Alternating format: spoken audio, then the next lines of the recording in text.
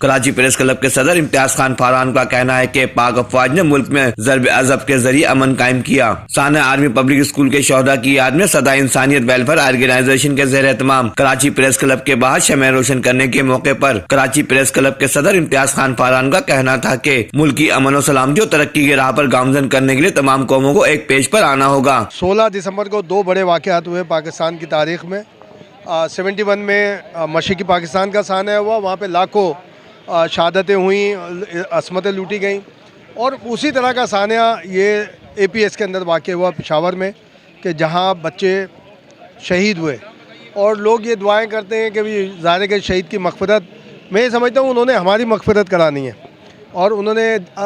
جنت کے پھول تھے، جنت میں وہ چلے گئے، لیکن اس میں ہمیں سکون نہیں لینا چاہیے، یہ نہیں کہنا چاہیے یقیناً ہم سب اللہ کی امانت ہے، اللہ کی امانت اللہ کے پاس چلے گئی، مگر جس طرح سے وہ گئی ہیں وہ ہمارے لیے بہت دکھ کی بات ہے۔ صدا انسانیت سوشل ویلفیئر آرگنائزیشن کی صدر شمسہ مہجبی اور دیگر افراد نے بتایا کہ 16 دسمبر کے واقعے کو آج 5 سال ہو گئے، اسی طرح محسوس کرتی ہوں جس دن یہ واقعہ ہوا تھا، اور میں اس دکھ اور اس درد کو بیان نہیں کر سکتی۔ جہاں ہم APS کے شہداء کی بات کرتے ہیں تو 1971 بھی ہمیں یاد آتا ہے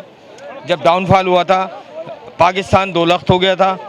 مشرقی پاکستان ایک سازش کے تحت بنگلہ دیش بن گیا تھا۔ تو ہم ان مظالم کو بھی نہیں بھولیں جو آج جو بہاری کہلاتے ہیں، جو ایسٹ پاکستانی ہیں،